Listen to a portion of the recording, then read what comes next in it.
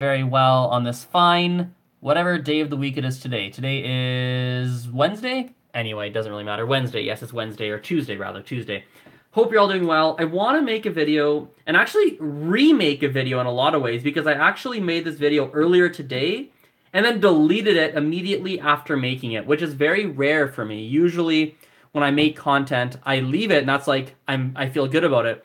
But literally when I made this exact video earlier, talking it out helped me clarify some of the things that I thought about this topic. And so I decided to just remake it and talk about it in a more clarified way, in a more clear and concise way that really captures my feelings on the topic. And it's a topic of what's better, self-teaching or finding a teacher and using a teacher to learn a language. And I wanted to compare and contrast them to talk about some of the pluses, some of the minuses, and hopefully help, at least a couple of you, or as many of you as possible, to make the best decision for you on if you want to do some self-teaching stuff, if you want to use a teacher, what system is good for what types of outcomes. Now, let's start on the self-teaching side.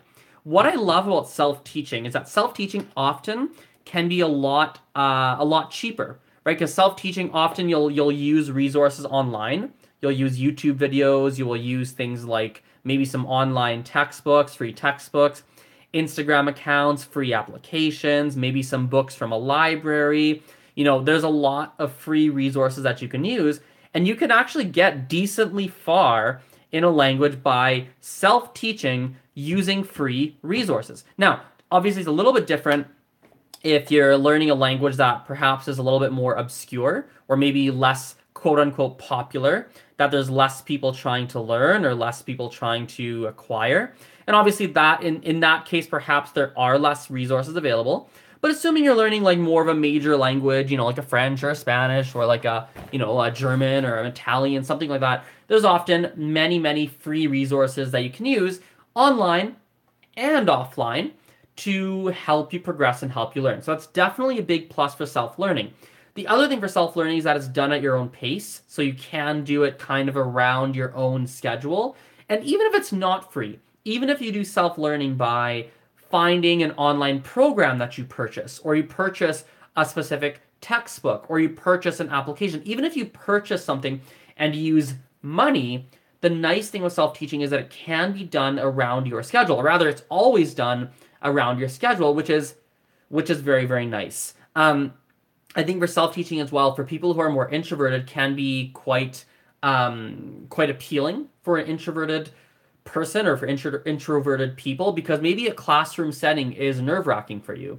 Maybe it's like it's just not maybe it's not your cup of tea, right? Because you're nervous of making mistakes. You don't want to you don't want to talk in front of the other people. You don't want to do that. It's definitely great for that. I think other things for self-teaching that I'm a really big fan of are things like the fact that with self-teaching, you are able to you're in full control of what you learn, versus with a teacher, perhaps not, because maybe the teacher doesn't necessarily know the topics you want to learn about. Maybe they don't know how to teach it. Maybe they have a program they follow and you have to follow that program. There's a lot of almost restrictions might be the right word when you're with a teacher. And so there's definitely so much value and so much merit in actually doing self-teaching. Now, there are some downsides, right? There definitely are downsides. One of the big ones is being able to find the right information for you, right? So, for example, if you are somebody who is self-teaching, sometimes you might find a website or you might find a video or an application, and they're teaching things, but they're not actually correct. Like, I think a lot of people have been through that scenario where they're going through an application like Duolingo or something, and then they talk to a native speaker or they talk to a teacher, they talk to someone who's proficient, and they say, well, no, no, no, no, no, no. That's actually wrong. Where did you learn that? No one ever says that. No one ever does that, right? So I think with self-teaching, one of the dangers is that because you are self-teaching, you need to be very mindful to make sure that you're finding the right resources, that you're finding things that are giving you the best or the right or the correct or the information that is current, that is valid, that is actually, let's just say, the most accurate per se. I think also with self-teaching, it can take more time sometimes because you don't have a guide. You don't have a guide guiding you through your journey. you're just kind of going along on your own. And it's kind of like if you went on a hike, but you didn't really have a map, you didn't really know, you just wanted to go up to the top of the mountain. Perhaps it might be difficult because you're trying to figure it out on your own. Not to say it's wrong or right, but it's something to keep in mind. It's something to definitely keep in mind. Um, Now, when you go to a teacher side, there are obviously pluses and minuses again. There's pluses in the sense of you have a guide, right? You have someone that's going to help you through the process. You have a plus that you're assuming you find a good tutor, a good teacher. Obviously, they can probably give you the most accurate, or they can give you information that perhaps when you were doing self-teaching, you weren't sure what the correct answers were per se. And so you can make sure that, you can learn that, oh, this in this country, in this country they use this word, but in that country they use that word. Like you can have a teacher that can break that down for you versus with self-teaching, perhaps you couldn't, perhaps not, right? Or maybe it would be more difficult to maybe find the right answers. It's more time consuming, right? So it's almost like with a teacher or tutor, you can almost pay money to cut down on some of the sweat equity that might have come with some of the self-learning, if that makes sense. Potentially with it. With teachers, though, I think it's very easy to fall into the trap of saying that I expect my teacher to teach me the language. And I think in most scenarios, that's just not real.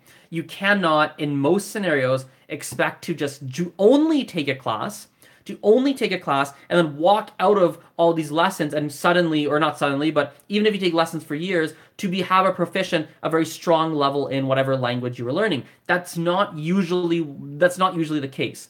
People who only take classes usually are not able to get to a very high level or proficient level or conversational level, a strong level in language learning. You have to take steps outside of the classes. It's just real. Unless, let's take a step back. I'm talking this out. Unless you had 20 hours of class a week or a significant amount of hours of class a week where it was very intensive and you did that for an extended period of time, in that scenario, I could see someone walking out of a classroom scenario with a decent or a relatively fluent or a high level in whatever language that they are learning or that they are studying. But that's not a case. That's not usually what's happening when someone's hiring a teacher or a tutor. So I think kind of my perspective on this is that often it's almost like you want to lean towards, in my perspective, in my experience, you almost want to lean towards self-learning, teaching yourself, using online resources, using offline resources, but it can be really great if you are finding it can be really fantastic if you're using a teacher as one of your resources, as one of your tools to fuel your self-learning. So you're using websites, you're using textbooks, you're using programs, you're doing whatever you need to do, right? Applications to learn, but you're using the teacher almost as almost like a fact checker sometimes, like to check facts, to maybe get conversation speaking practice, because when you're self-learning, it can be difficult to get some of that speaking practice. So you're using a teacher or a tutor to get some speaking practice for conversation, right? Maybe you're using it to ask questions. Like maybe you're doing all this self-learning and you have a bunch of questions you can't get answers to. Maybe it's worth hiring a tutor or taking classes to get them answered. I think there's definitely a lot of value in combining both approaches. And I think it's a tangent, but it's an important one. You've got to think about your learning style as well. Let's use myself as an example. When it comes to learning languages, historically, I've been pretty bad at being self-accountable. I'll go through bursts, and so having, for example, I'm going back for a second degree in Mandarin. I actually could learn Mandarin in much cheaper ways and much much more affordable and probably more fun ways, to be honest. I probably could do it. But I know that going back to university for that is going to provide me with a level of accountability that's going to force me to move forward. It's just going to help me, I know. And because this is another little thing to consider as well, I know myself, I want to have very academic knowledge in every single language I learn. I want to know how to write a 20-page paper. I want to be able to know a lot of the rules behind things. I want to study phonetics. I want to study the linguistics. I want to read. As much as I don't want to do it in the moment, I want to take literature classes. I don't like them, but I want to have the knowledge. It gives me a context point. It gives me information. I want to go through that, and university is very conducive for that. So I think that's another point, is looking at what would you get from a teacher that you wouldn't get from self-learning, if there is anything. I think for most people, when I'm talking this out, it's so funny. It's almost like I need to make an hour-long video that I never publish and then go back and make this video. Because as I'm talking, I keep coming across different points and different ideas that are just so true and so real and that are really valid things to mention. I think for a lot of people, it's almost like 80% of the time, or a lot of the scenarios, you don't necessarily need the teacher, but that 20%, you can really use a teacher to progress your studies and make a lot of progress and accelerate the process at times, assuming you find a good teacher, assuming you find a good tutor, assuming that it's not just some really boring, dry thing that's completely useless. Like, I think there is a lot of value to it. The last thing, or at least one of the last things, probably the last thing, we'll see where this goes, but probably the last thing I want to end this off on is having a tutor or teacher in a group or one-on-one scenario can be fantastic, is really effective for narrow things. I'll give you an example. If you want to improve your accent, boy, it can help to have a teacher or someone that has knowledge about that. Because it's difficult for many people, it's difficult to hear their own accent and hear what they need to change. Very challenging. You need outside, it's very helpful. I won't say you need, it's very helpful to have outside input to progress that and help that move forward. Super duper helpful to have that. Or even something like, if you want to be immersed in a language, but you're at a relatively low level, like, it might be helpful to pay someone to immerse you, someone who knows how to teach, to create an immersion program for you for a weekend or week or whatever it is. It might be worth doing that. Like, having very specific things, very narrow things that you really want to practice really helps have a teacher. Like, I'll give you a personal example. I'm very fluent in French and Spanish, right? But I know I've had very specific tasks in French and Spanish that required very specific vocabulary. I was translating something once that I needed, like, I was pretty sure I did it right, but there's very specific vocabulary that you're not going to find on YouTube. You're not going to find it's very difficult to find on Google. It was about, what was it about? It was about, like, medical terminology. I found someone who had medical terminology. It really helped to have that person to help me in that very narrow, very specific scenario. So there is a lot of value for having a teacher or a tutor or someone in those kinds of circumstances. So I guess overall, to recap this whole thing, so we've gone in a lot of directions. Teachers, good for specific scenarios, specific vocabulary, specific questions that you can't find online. Very good for accountability, number 2. Very good for accountability. If you're someone who's not very self-accountable, very good way to keep yourself in line. Very good. I think we didn't say this, but also number 3, group classes are very good for people who like to learn with others. Right? You like to learn with others? Take group classes. You'll like it, right? Assuming you have a good teacher. Teachers are good. What was the 4th one? Was there something? Oh, yes. Thinking about your overall outcomes and considering, can you get there without a teacher? Yes, no. Myself, having that really deep academic knowledge in Mandarin, for instance, I don't know if I can do that by myself. I don't know if I can get there. I think having university environment is going to be very helpful for me. Now, self-teaching definitely can be a lot cheaper. Definitely can be, it's self-driven, right? So if you're introverted, you don't necessarily want to be on the groups, good for you. If you're going to keep yourself accountable on yourself, fantastic.